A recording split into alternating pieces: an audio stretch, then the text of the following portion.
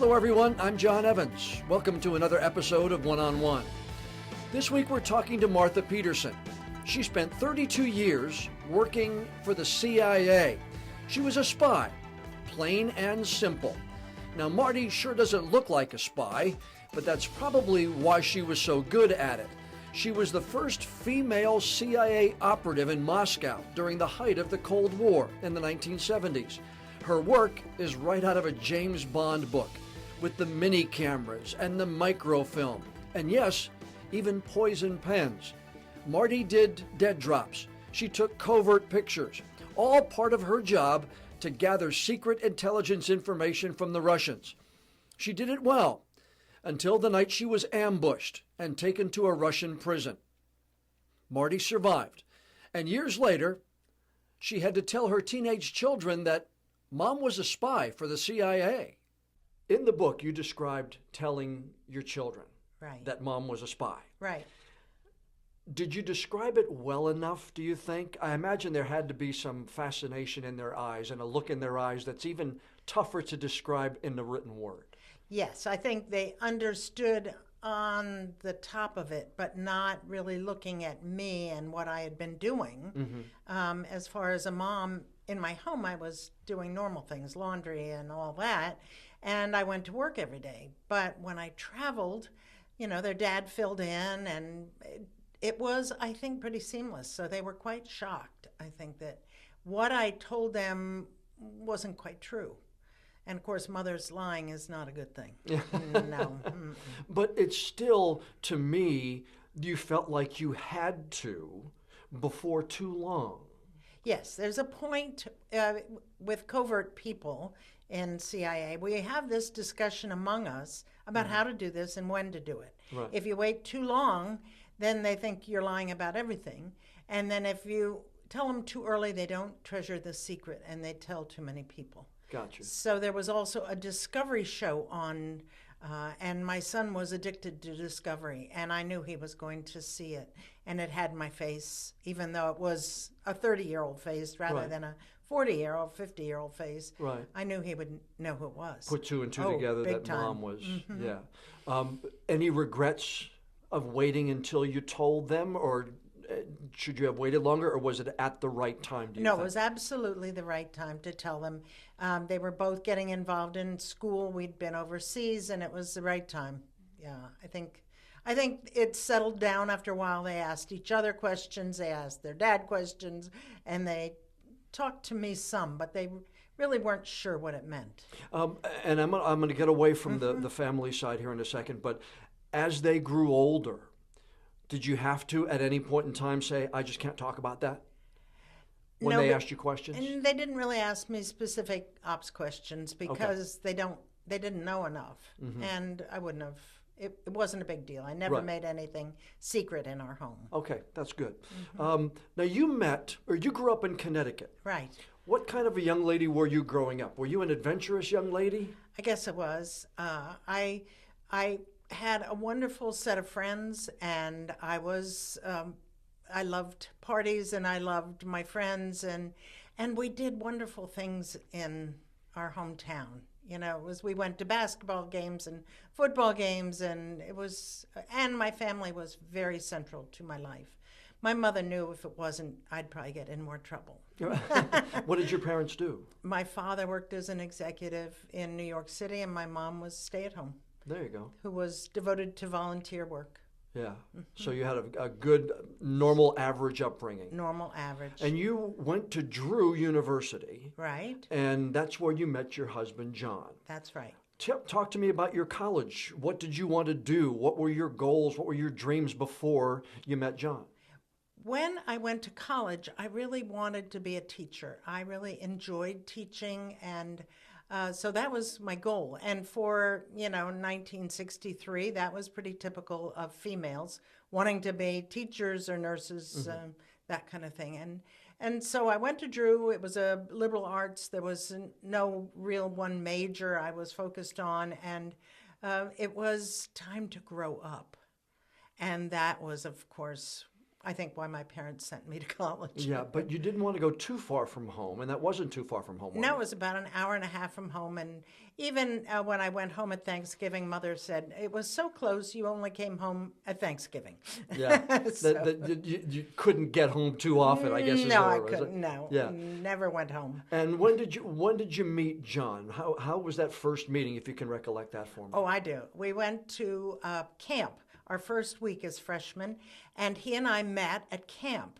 They wouldn't let us take makeup, or the guys couldn't shave, and it was just to normalize us as a group. So I met him that first week of school, and we both realized that there was great magic there. Nice. But we also knew we had to experience life.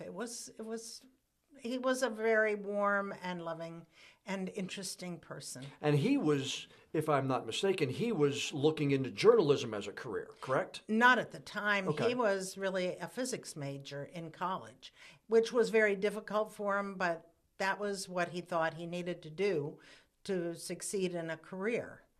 After we graduated was when he decided he should go into journalism.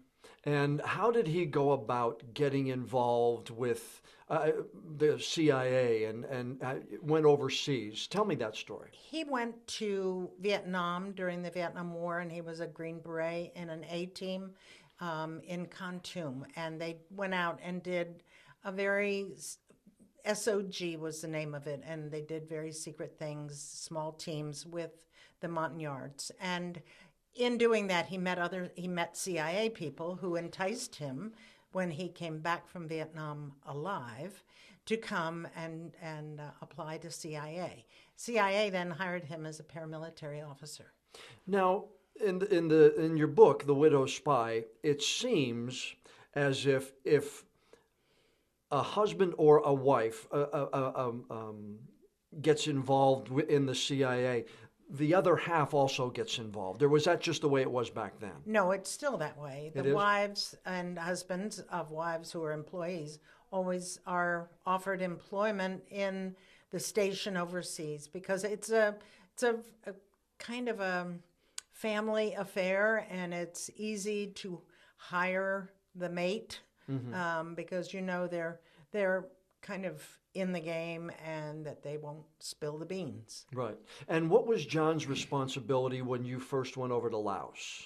John was responsible for training and equipping and deploying local Lao soldiers into the field to attack the North Vietnamese army coming down the Ho Chi Minh Trail, which was about 15 kilometers from our home. And they would attack the North Vietnamese army, set up ambushes, that kind of thing, to stop the flow of that weaponry south to South Vietnam, where it would have been used against our soldiers. Did you at the time, and I know you go into great detail about life over there, but did you at the time know how tough you had it? When I first arrived and I looked at the house with the bunker inside, and I saw how very crude the town was and all, I was surprised, but it didn't seem to faze me. It was camping out. It was what John wanted to do. And most wives went with their husbands at that time. There was no reason not to. Right. But in the Vietnam War was going, and the country was involved, so you were doing your service at the time. Well, as wife in the unit, I was, yes. Were you afraid for your own personal safety at that time?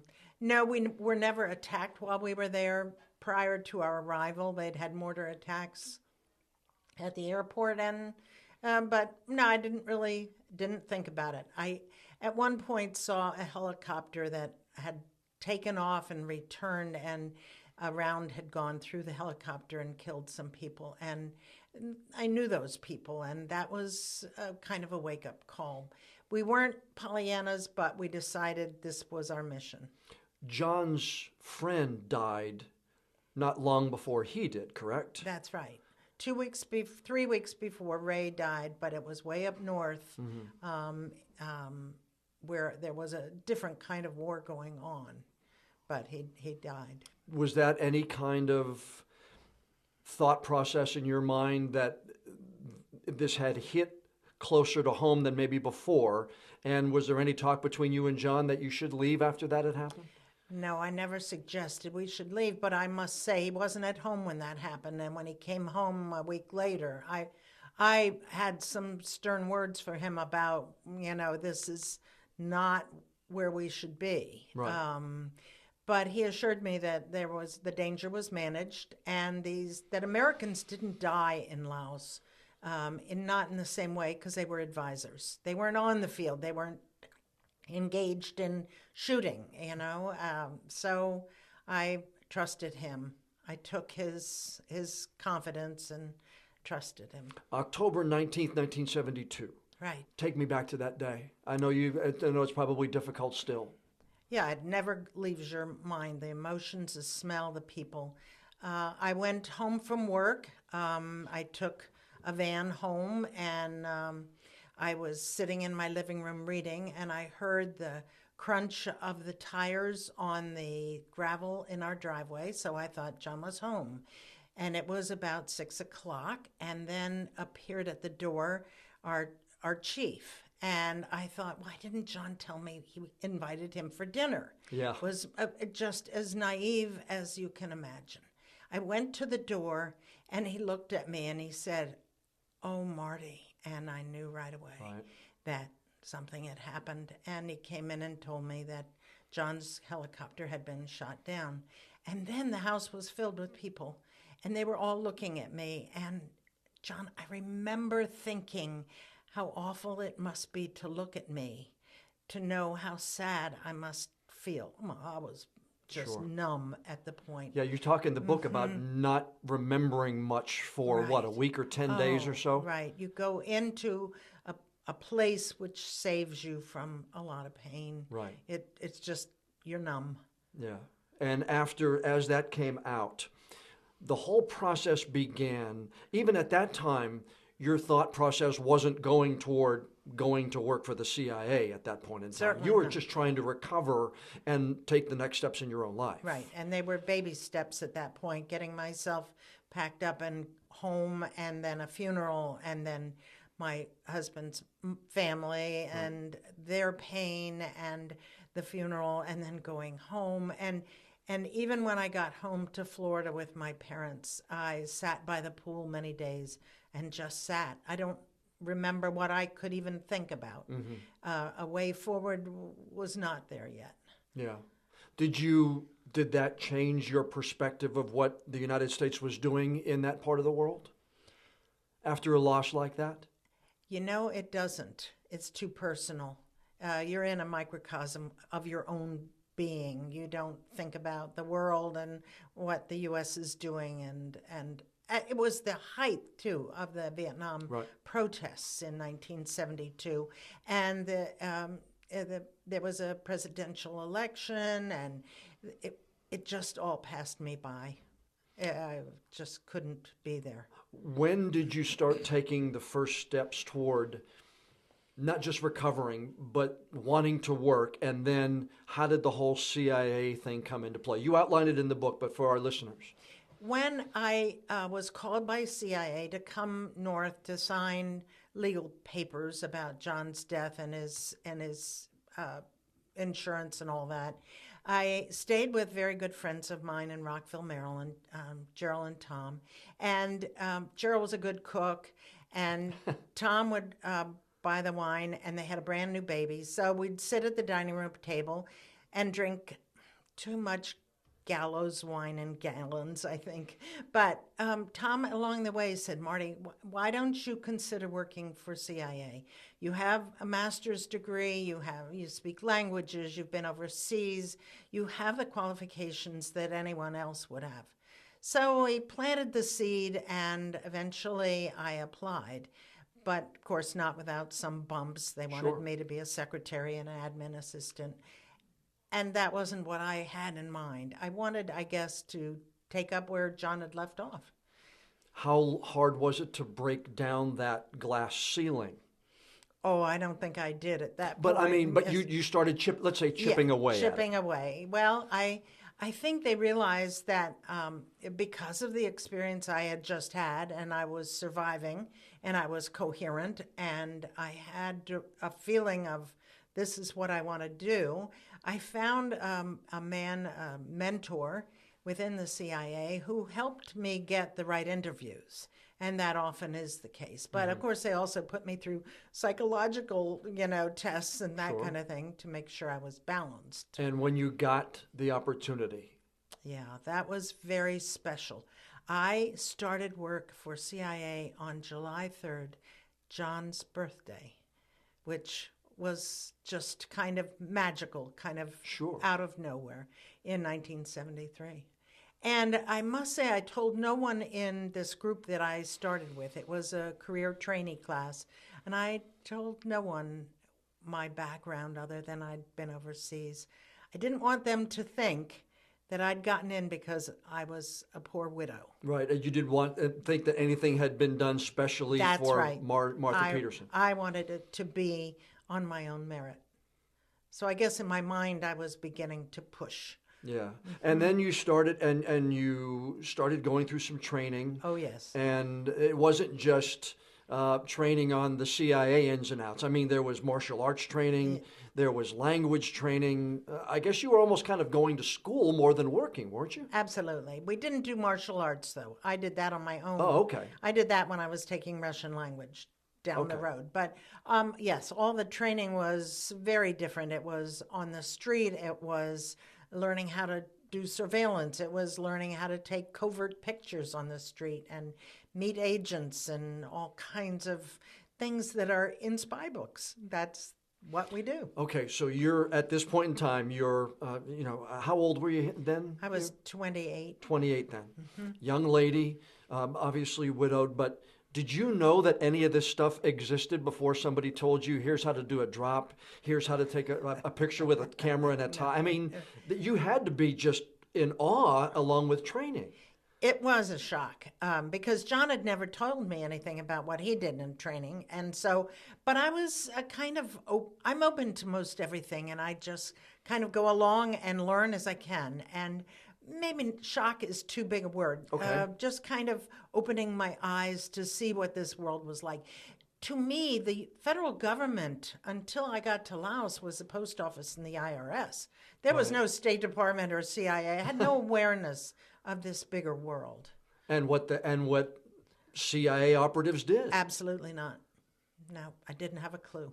What was the thing that astounded you the most? Do you remember during that training and learning? I think it was the role playing, that you had to face people that you didn't know, and you had to convince them. You had to first figure out whether they'd be willing to spy, and then convince them that they could trust you and that they could give you secrets. These foreign agents, that was the real challenge. And for someone who's as verbal as I, it was kind of interesting. That was a showstopper for me for a while until I figured out how to manipulate the person or the scene or what I had to do. Were you good at some of that covert stuff? Were you good at doing drops? Were you good at taking pictures? Yes, I was very good. I think I'm a natural actress. I really think I can make people believe something other than what I'm really doing. Can you share any of the equipment that you used to take some of those pictures that we may not know existed? Nowadays, you see, all of that is in the Spy Museum in Washington, and those small little cameras are now out of date and long in the museum. Right. Yeah. That must have been, I mean, somebody hands you a piece of equipment that you didn't think is a camera, and all of a sudden you're asked to take pictures. Right. And it was fun. It really was. Plus, we had to develop our own pictures. Well, there you go. In the darkroom, yeah. So, did you want to go to Moscow again? I know the book plays this out, but you actually didn't start in Moscow first. No, well, I was, after I finished training and Right. I was endorsed, then I had to find a job. So that was kind of, we were all in walking the halls, basically looking for jobs. And I was offered one in Burma, and that just didn't seem like a good match. One, it was back to the Far East, and I think my heart, it would have been difficult to go back to that environment in the Far East. Sure. So I held out, and eventually I was asked to interview with a man who was going out to be the chief of station in Moscow. His name was Bob, and Bob and I sat down. He was a very happy man and chatted me up and wanted, I think, to get a feel for who I was and how I thought. And he saw that I didn't cling to the past, that I was willing to take a challenge. And he asked whether I'd be interested, would I consider this? And I said I would go to Moscow. I mean, it was the heart of the communist world. It was the middle of the Cold War. Right. And I love challenges. I think my mother would tell you that. And so I accepted it. He said something very interesting. He said, if they arrest you and they beat you, it will hurt you as much as if they were beating me. And there's no difference.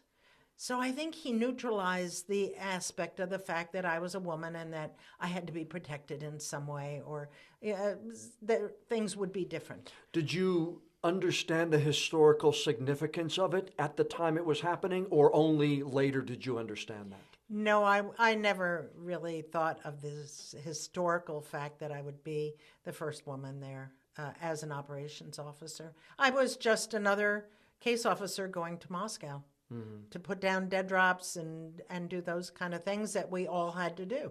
When he mentioned that the KGB would beat you as hard as they would a man... No, it's all the same. Yeah. And of course, none of that, I mean, didn't even raise a hair on the back of your neck or anything like that? No, because I wasn't going to get arrested. Okay. So your confidence level was already up high. Absolutely. You weren't worried too much about that. When you got to Moscow, you worked in the U.S. Embassy. Yes. How did that work out? Was that, quote unquote, your cover? Is that where you were supposed to be? Yeah, that's what I refer to as my day job. And that's about all I can tell you about that. Right. But it worked out, so I worked during the days in the embassy, and then weekends and nights, and every lunchtime I would go up into the station and meet with Bob. Right, up in the station being the CIA office within in the same embassy. building. Right. Mm-hmm. I thought one of the things interesting in the book was when somebody invited you to a Christmas party and said you can't come. Right. That was Bob. He said, I'm having a great party. Come. And then he came up over a little bit later and said, sorry, you can't come. Because they didn't want to,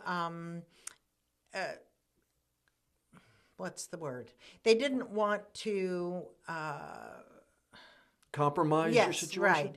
Compromise me by those who were in CIA by knowing me. I only could know them if there was an apparent reason by the cameras and the microphones that were all throughout the embassy. So I only went to parties that I had a reason to go to. I just thought that was a great line in the book. It is. One of the best lines. I'm having a great party. Oh, by the way, you can't come. That's it. That's your life literally in a microcosm. Yes, it was. Yes, it was. I was by myself. I had to spend my time on the weekends with people I had a reason to know. The other secretaries in the embassy, the communicators, the admin people, and they were all wonderful friends, and those are the people I spent time with outside of my CIA job. Do you think anybody there suspected what you did? You know, they never did. I can say that pretty assuredly. I had a woman working for me, and she, years later, said, I never suspected you were doing anything but what your job was. Right. And I even worked with 8 Soviet women in my office in the embassy, and they never suspected because I did the job. Yeah. I spent 8 hours a day and every other weekend. You talk about training to recruit agents. You talk about getting them to trust you. But was it a completely different animal actually recruiting your first agent? I have to tell you, John, I never recruited an agent. I never was in a station overseas where I recruited. I convinced a Soviet in the U.S. to work with me. That was the ambassador to the UN, the Soviet ambassador to the UN, and I convinced him to work with me in Moscow on the street, but he was already recruited. Okay. So I really do not ever take credit for recruiting anyone. Okay. But it still had to be different actually doing what you had trained to do. Yeah, absolutely. Absolutely. And it was different working on the street as well. Tell me the story. Alexander Ogorodnik was his name. Ogorodnik. Trigon was his code name. That's right. Any special reason he was given the name Trigon, or? No, the code names were absolutely without any connection to the agent. Yeah. Just Tell me about him and the whole story of how he became part of you and your world. He was a Soviet official in Bogota, in the Soviet embassy in Bogota, and through a telephone tap we had on the Soviet embassy, we realized that he was a Soviet that colored outside the lines. He was married, his wife was there in Bogota, and yet he had several girlfriends, among them the wife of his boss. And so we saw that he was not the typical Soviet official. So through one of his girlfriends, Pilar, we arranged to meet him in the Hilton Turkish bath. The American case officer met him in the Turkish bath, just the two of them. Was it like a 3-hour meeting too? I think it was. I think they were all pretty pruned up, right? Yeah. And at the end of that, Trigon agreed to work for the CIA, for the U.S. government, and provide secret documents, which he began to do right there in Bogota. Did you have any interaction with him at all during your time with the CIA there in Moscow? Never. I never met Trigon in Moscow.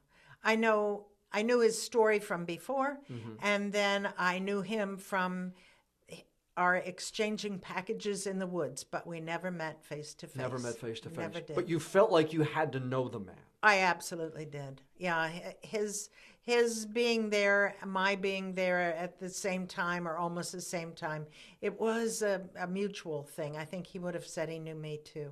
Yeah. Did you just collect materials from him, or did you collect materials from others while you were in Moscow as well? I did a full range of activities there, other agents and technical collection as well. So it wasn't just him, but the attention surrounding the arrest and his death and everything is really what a lot of people know your time in the CIA with. That's right. Okay. You get to Moscow. You said the KGB was known for going through hotel rooms, apartments. Right. The reason you had a purse at one point in time without any secret pockets is because you knew they would go through it. That's got to be a tough life to lead, knowing somebody's going to search your materials. Yes, absolutely it is. I knew they had been in my apartment because they took the camera, a 35 millimeter camera, and flipped the mirror up. So when I looked through it, it was black, and so I knew somebody had been in there fumbling. You know, it's a little off-putting that someone's in your closets, in your clothes, in your papers, but we were very, very smart about keeping our personal life neutral in our apartments, keeping our personal papers in the station in a safe. Did it bother me? A little bit, but not really. Not like a married couple who, that would be a very different situation. Do you think they knew you worked in the U.S. Embassy? KGB? They knew I worked in the embassy for the State Department. Right. So this is going to follow me here. Do you think they knew you knew they had gone through your stuff, or do you think they were smart enough to know that you're an embassy worker, we're going to go through it, we don't care if she knows? They don't care. They go through everyone's. Okay. It was a full, it's like someone said, why didn't you look at your car and make sure there was no microphones? Because the State Department didn't do that. We did whatever the State Department did, and we didn't really care. Yeah. You had to be smart and not care. So as working for the CIA, then you had to know and let everybody know that they had gone through. So they were treating you just like everybody else. Just like everyone else. So that actually was a good sign. Good sign, yes.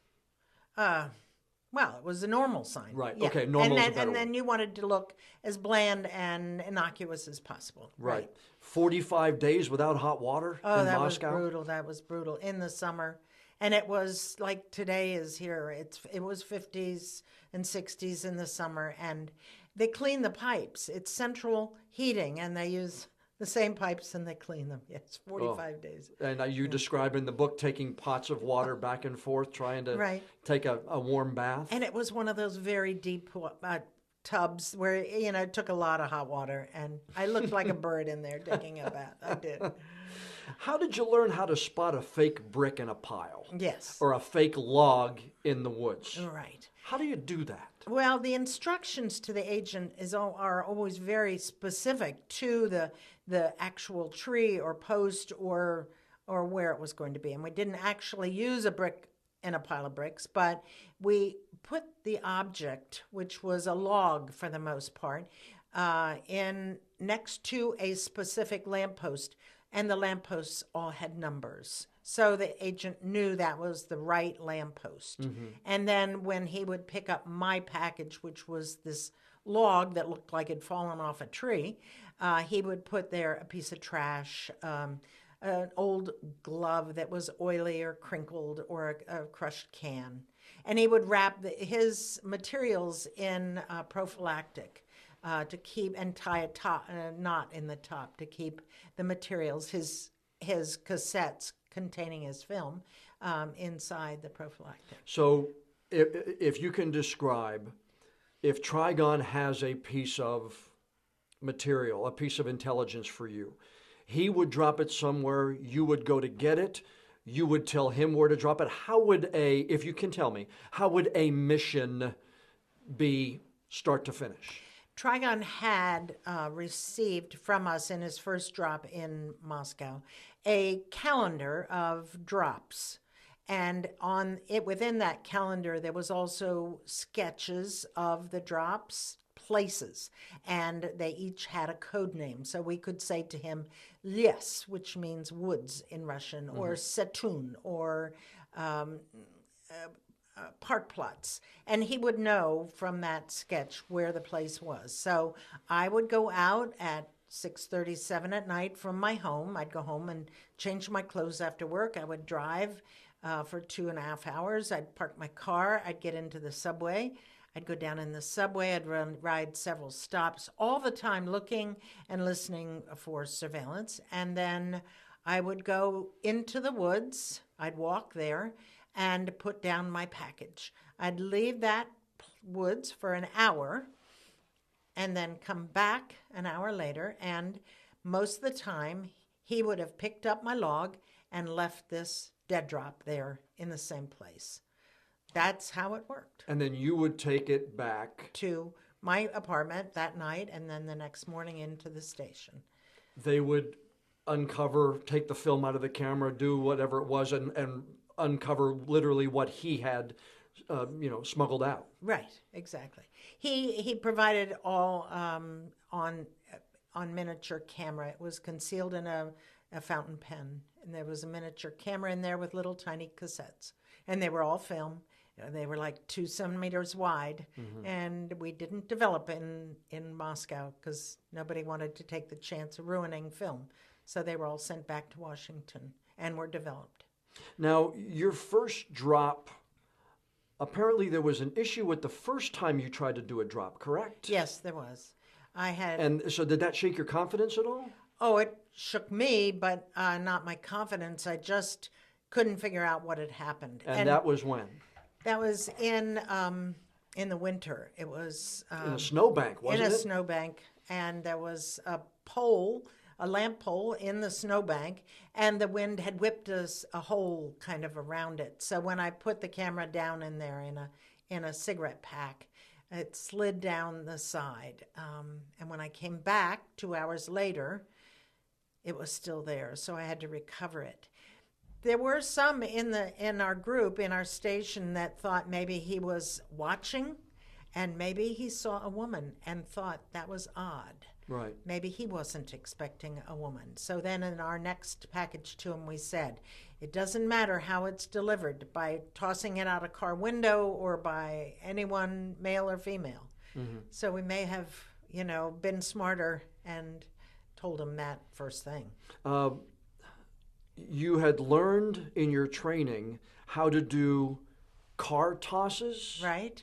Is that literally from one car to another? No, it's throwing it out the car window. Okay. But the problem is that's usually for a couple, for a husband and wife. So the husband's driving or the wife is driving and the husband or wife is in the passenger seat. And our cars did not have electric windows. So you actually had to roll a window down. And the thought was that as you went around the corner and rolled that window down, if there was surveillance following you, you were out of sight for a matter of seconds. And in that amount of time, you would throw the package out of the car into the snowbank or the woods or wherever the site was. So you had to time it, Yes. A, for the spot, Right. B, to make sure you didn't have surveillance. Well, no, because couples generally, everybody else in the station had surveillance. Okay. So you knew how far back they hung Okay. behind you. So you had to time it maybe around a curve or something Around like a that on the road. corner or over a hill. That's right. You had to roll that window down. And see, for a single person, it was hard to get all that done. And, Sure. and then throw it out your window, because aiming through the passenger window was not a good idea. No. Ed delivered a lighter into Trigon's car by pretending to be drunk. Yes. I just, again, for those of us who are just normal, everyday John and Janes, he staggered around, kind of fell up against it, and literally just dropped it in the small little window. The fly window. That's right. So this is spy. Yes. Spy stuff. Oh, it absolutely was. This was sleight of hand because Ed didn't know whether he had surveillance or not. He was pretty sure he didn't have surveillance.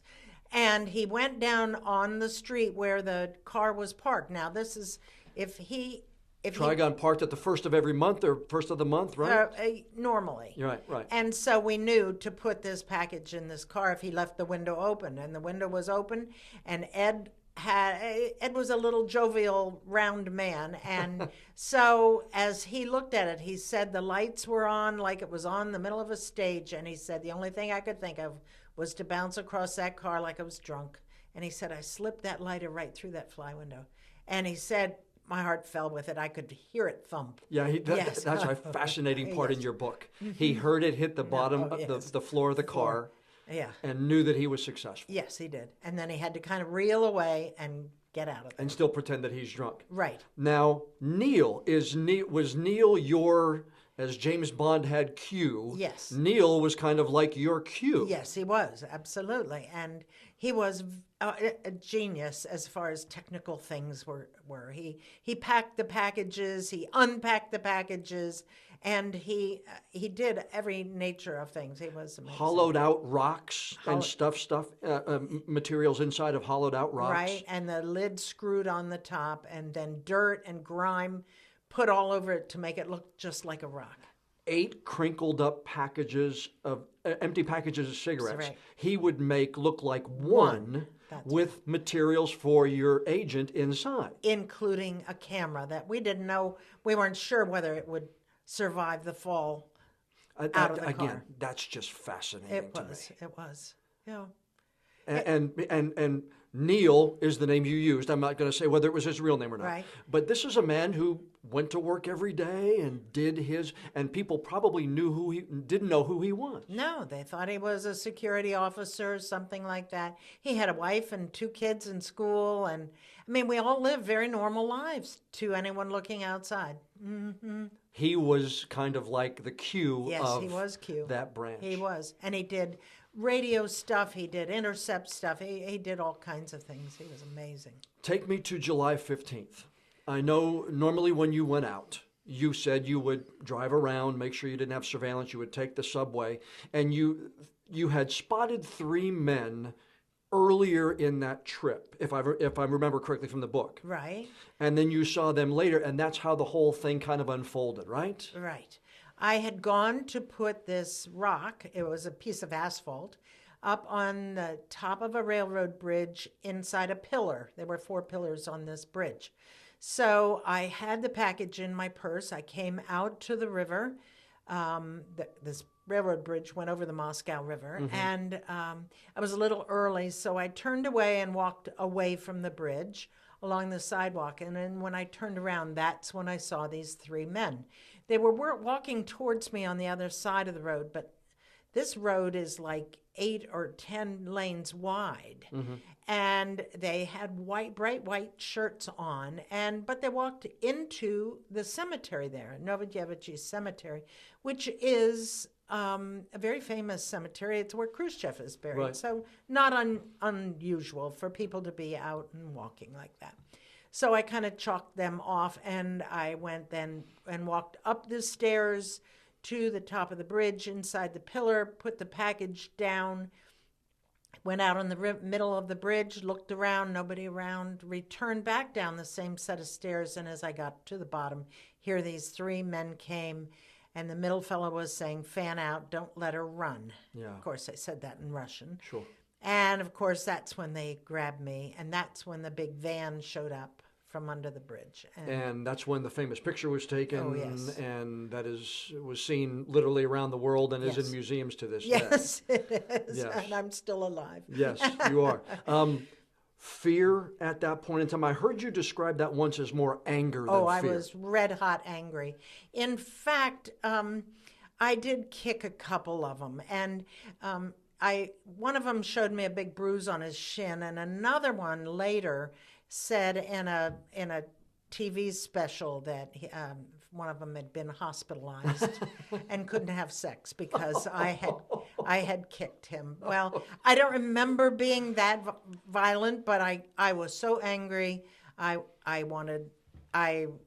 just was very angry. I suspected something had happened to Trigon. Right. But I had no clue that was the case. So I was making myself very loud in case he was still in the area. I didn't know that something had happened to him at that point. But I mean, to that, no, I'm going to get back to the saying, but he had actually died weeks before that, right? A week before. Yeah, a week before that. No, weeks before that. Right. That's yeah. right. So then you're taken from there in this van without windows to a pretty famous prison at that point in It time. was pretty famous. It was called Lubyanka Prison, where Stalin had disappeared all the people. Yeah. Did you think at that point you were not long for this world? No. Everybody in the embassy in Moscow had diplomatic immunity. That means that they could not arrest us and hold us. That was the rule of diplomatic immunity, and it still exists today. So what did you think was going to happen? That they would try to interrogate me, and then I would be able to leave. And that, in fact, is what happened. And there's another picture of you with a gentleman to your right. Right. During this questioning and interrogation. Who was he? He was the embassy official, Cliff Gross, who was called by the Soviet operative, the Ministry of Foreign Affairs, to come and be there because they had arrested a diplomat. And so he came to sit there beside me. What did they accuse you of? They didn't really accuse me of anything other than putting down that rock. And the chief interrogator was pointed in not expressing too much because the room was so filled with people. And he was afraid of telling the entire story. He was very angry. He was like I'd run over a kid. He was just that angry at me. Because you had been so successful? I think so. It had to be. Yes, I know that's true. And I also think they were surprised it was a woman that showed up that night. And I think that was a kind of that aha moment to him that made him even more angry. But there was another reason why he was angry. When they arrested the agent, Trigon, they had put cameras in his apartment. They had some suspicion, and they put cameras in his apartment. So when they went to arrest him, they had seen him going through this stuff on his desk, and they broke through the door and arrested him. They stripped him down, and they were going to interrogate him. He, though, they literally thought He asked for a fountain pen. They literally thought he was going to confess in writing to everything. Absolutely. He said, give me a pencil or a pen and a pad of paper, and I will write down a full confession. So they handed him the paper, and they handed him his pen. His pen, not His just pen. a pen, his pen. Actually, I think they handed him another pen, but Soviet ball pens, point pens, didn't work. So he said, give me my pen. So they handed his pen, and they did not know that in the barrel of that pen was a capsule of poison, and he died before their very eyes. Right. Now, there had been some talk about getting him poison during the time after he was recruited. Didn't he ask for it for a while? He said that was his stipulation. He wouldn't work in Moscow for us unless he had a way of committing suicide. And so we eventually agreed when he got back to Moscow and gave him this fountain pen that looked exactly like the fountain pen with a camera. So he had this pen in his pocket there or on his desk. So when he asked for a pen, they handed it to him. How long after this all happened? You were released that night, and then I think you had to leave Moscow a short time later, correct? That's what I did. Right. I wanted to leave the next day. Right. And so I left and came home, and it was quite a while till we heard through other sources that he had died. Right. And that's when you put everything together about how it all happened? More or less, until the fact, how did the Soviets find out about him? And that was a mystery to us. We didn't know how they uncovered Trigon. To this day? No, till 1984. So you go from 77 to 84. We discovered that a transcriber that had been transcribing the telephone taps from the Bogota embassy had been working in CIA, had been working, in fact, for the KGB. Wow. And he kind of surmised from our interest in these taps that we were interested in someone at the Soviet embassy, and he told the KGB that. How was he able to succeed? Well, the information that this double agent in CIA gave to the KGB was that the Americans have a telephone tap on the embassy, and I think they're interested in someone in the embassy. Okay. So then when he stopped getting these tapes, then he said, well, I think the person probably has left. And that's what he told the KGB. And so, according to a Russian book that I have read recently, the KGB had 3 candidates of possible spies, and it took them that long, over almost 3 years, to figure out who this spy was. When you got back to the United States, you ended up talking to President Jimmy Carter. I did.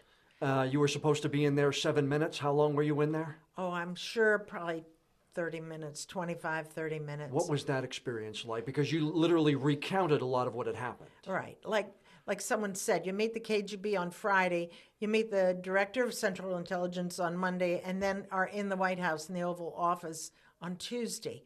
And it was an incredibly weird situation to be talking out loud about what I'd been doing and to explain to a man who really wasn't interested or wasn't involved in spying, so I really had to give him a lot more detail than I thought I would have. Sure. But Zbigniew Brzezinski was there, the national security advisor, and he's the one that I think filled in the blanks when President Carter didn't understand. But it was an interesting experience to be in the White House. Were you treated as a hero? Were you treated as just another CIA worker when all this had ended? How were you treated by those inside the CIA and then those who may have known higher up in the government? Among the people in the CIA, I was treated fairly. I certainly wasn't treated with any suspicion, but very few really knew that I had come back early, and the office was not willing to put that out, even within the CIA. Okay. They didn't want. They wanted to kind of keep it quiet so that nobody on the outside would know that anyone had been arrested, because the Soviets had not published this. They didn't publicize this for a full year. Right. So I went back to work. I acted like nothing had happened. A man that I met in Moscow, the father of my children, came back to the U.S. from a tour. We got married. Life went on just very normally. And then when it did come out, what was that like? Because the picture then became, famous, and then the other pictures of the materials that they got. I mean, then it started to come out, and all secrets are gone now. Oh, yes. When you sit in your living room and you watch the three newscasters, ABC, NBC, and CBS, say, Martha Peterson, and your face is right there. Right. That's a very odd, a kind of panicky feeling. And then your phone rings and it's Newsweek, and then the Washington Post is sitting on the front step. And it was overwhelming. But after a while, then it wasn't news anymore. And if someone asked me, like my dentist, what happened, I'd say, well, just Soviet propaganda. And I went on with my life, and people in Washington don't remember much. And when did it came out? A year after your arrest, after, right? Because as I was doing some research, I did find a Washington Post article from '78. Yes, June '78. Yes, and it was on the top fold. Oh yeah, it was above the fold. Yeah. Oh yeah. How happy were they when that came out? It was bound to come out, and nobody made much comment. Right. It was kind of curious, and we all just went on like it didn't happen. So you're basically, at that point in time, 3 years into your CIA career, roughly? That's right. You ended up with a 32-year CIA career? I did. I know there's some other things you cannot talk about. After all this happens, you go back to your work. What kind of things did you do in the rest of that career that you can talk about? Were you an operative in any other way that you can describe, or were you just a CIA employee? I was a covert case officer. I did other covert work. I had other assignments. I traveled overseas. I also got remarried. And of course, at that time, women took their husband's name. So I had a natural alias too. So I just went on with my career. Were you ever concerned for your own safety? No, I never was. Even after anything ever happened and it all came out, never worried about repercussions from the Russians or anything like that? No, because see, at that time, even now, it's a tit for tat with the FBI. If the Russians do something to one of our people, we do it to theirs. It's still the game we play. Now, the terrorists don't play that way. Right. But among civilized countries, it's still the same game. Civilized countries that spy on each other. That's right. That's right. That's what the world is. In your experience, terrorism. Yes. And after September 11th. Yes. Did that change the game as far as operations and CIA and FBI? Did that just take it in a different direction? It multiplied it. It pushed it ahead faster. Our collection processes, using the technical world is much more important, although we still have human operations all over the world. You have to be in the meeting to be able to report what went on in the meeting. And so we still have human sources, and we have technical operations that it would blow your mind away. Yeah, we're in good hands. We really are. Is it more dangerous now to the people who are doing it? Exceptionally more dangerous. Walking on the street in Munich or in Tokyo or anywhere in the world is more dangerous. It is. Being covert is more dangerous because of all the bio stuff. You have to worry about your fingerprints, your eyeballs, it's harder to travel in assumed names. Impossible. Sure, with facial recognition. Right. There's an entire wall in the KGB museum dedicated to your arrest. Yes. Would you like to see it face to face? No. No, I've seen pictures. I have a very dear friend, and she and her father were visiting after the wall came down, and he was involved with business there, and she went with her father on this trip, and she took a camera inside that museum and actually took pictures. They're not great, but they are. I can see what it looks like, and that's enough for me. That's enough. What's your feeling when you see that, when you hear about that? That we created I mean, what we collected at that time was so significant. What this agent gave to us changed the face of the Cold War. It really did. We had a window inside the Soviet Union and their mental and policy processes that we wouldn't have had without him. Hard to put a value on it? Absolutely. No value. I mean, it's just invaluable. It's like the $1 Billion Spy, another great spy that we had at that time. You can't measure safety of our security of our country in money. He was exceptional. Now, you said the International Spy Museum in Washington, D.C. disparaged what you accomplished. How do you say that? Well, I don't say they disparaged. Their story about it is inaccurate, and I think the story they use with my picture there is for the wow factor. Okay. And when you put a sign above the door that says "caught," yeah, that isn't quite how I felt. I was ambushed. I went there knowing that was a possibility. I went to the site that night knowing that was a possibility. And I put myself out there. And to say I was caught, you almost make it like you failed with that word? Yes. But something else, John, it's very interesting. Throughout my career, we changed offices a lot. I worked in all different types of work in CIA. And I never once, when I came to a new office, sat down and said, this is who I am, this is what I did. I just went in like anyone, and I had experience, and that's all they knew. Because the last thing I wanted was to be known for the story of being the woman who was arrested in Moscow. I wanted to be known as a person who had value and merit in what I could do today. And I only realized that I probably missed some opportunities back then in mentoring young women, by not telling my story. But that was a decision I made. Right. And I think I always felt guilt that maybe if I'd done something different, I'd been smarter, even though I know the man that caused it was arrested. I think I always had that little worry. Yeah, but you did go on to teach others. Yes, in your CIA career. I absolutely did, and that was very, very wonderful to be able to train people to go and face these challenges. When you hear somebody say first female operative in Moscow, what goes through your mind? Pride? No, I think of all the wives and the secretaries and all that worked just as hard as I did. It's not something I hang on my wall because I don't feel that way. For one, I don't think it's a sex thing. I think it's an officer that did her job, and as did the men in the station too. So I've always flinched at that because I don't feel that way. Right.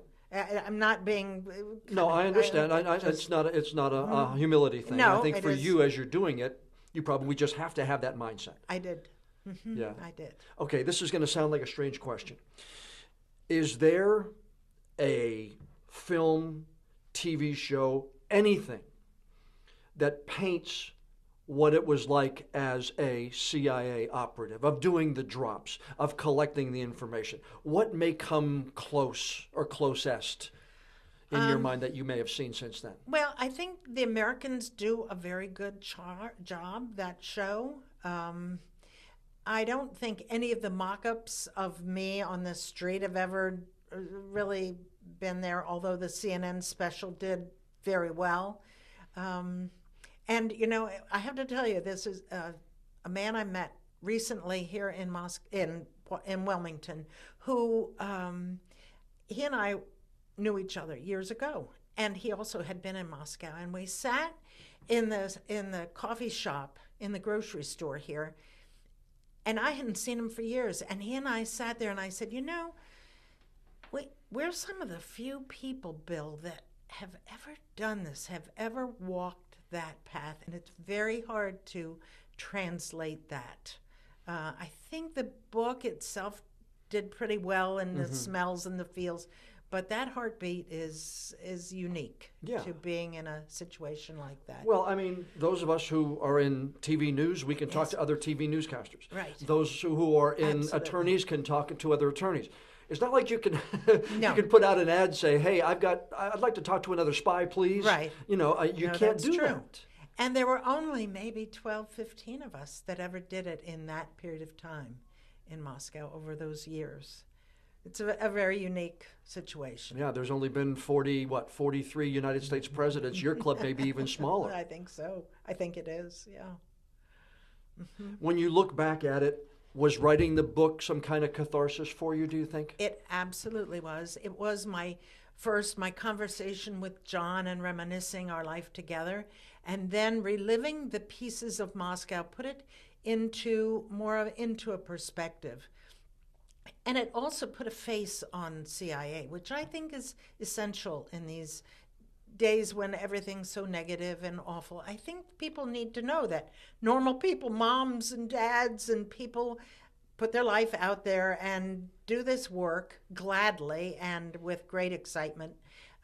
But it is something I felt very strongly that story should be told, especially about Trigon. Yeah, and it's funny, the first time I met you at Cape Fear Community College at that book event, you said the same line then that you just said here about an hour ago when we met again, that you weren't James Bond, you may have been Jane Bond, right. but not James Bond. Right.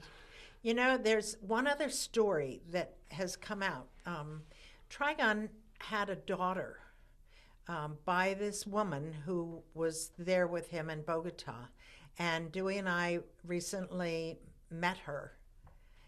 He never knew he had a daughter, and so her story will come out eventually. What was that meeting like? That was an emotional meeting. She and I cried a lot, and the question you asked, did you ever meet him on the street? And no, I never did. I never met him. But she was trying to get from me those pieces to put her father into a person. And she keeps seeking that, and she will write the book as she can from her mother's letters and things like that. When did she learn about her dad? She's 41, and she learned when she was 13 or 14. Okay. That's when her mother told her. So and she lives overseas, and we keep in touch, yeah. That's just fascinating. Isn't that fascinating? What a great way to put a bow on that your entire time there. Yes, it really is. And I think there are other stories that are going to come out about this. It's a story that doesn't stop. It's a fascinating story. You have anything more to tell, or has your story been fully told? I think it's fully told now. Why? One, I can't talk about so much, but two, I think it's the story that I wanted to tell, and that had the heroes in my life that I thought needed to be exposed, to be put out there. Otherwise, nobody would have known about them. Right. Well, the next time anybody goes to the International Spy Museum in Washington, D.C. and sees the pictures and the other equipment that's there, because you were dealing with regular, I don't want to say regular, but regular for you equipment on a day-to-day basis, that's right. Microfilm and cameras and everything else that's like that. Does it do a good job, the museum itself? Fabulous. They're building a new museum next to the Smithsonian Castle, and it's going to be way high-tech and much more room to spread out all this equipment, and the story will continue to be told because they keep changing it to tell each new story. And adds to it. Yes, it does. Yeah. It's cool. Marti, it is good to see you, and I appreciate you taking the time today to sit down. And I have enjoyed The Widow Spy for many years. Like I said, I rented another copy because I wanted to read it again, and it's just fascinating reading. It really is. Thank you, John, for the opportunity. Marti Peterson wrote her book called The Widow Spy about her time in Laos and then in Russia with the CIA. It's a great read. I recommend it. And as you heard, Marti's story and Trigon's story is still not fully finished yet. If you know someone who you think would be a good interview for an upcoming episode, send me an email, jevans@wect.com. If you like what you heard, please leave a rating or a review. And if you do, you could get a cool WECT travel coffee mug. Here's what you need to do. When you leave that review, take a screenshot of it. Send me the screenshot by email, jevans@wect.com. I'll pick one lucky reviewer or subscriber and send you that WECT coffee mug. I'm John Evans. Thanks for joining us for this episode of One on One.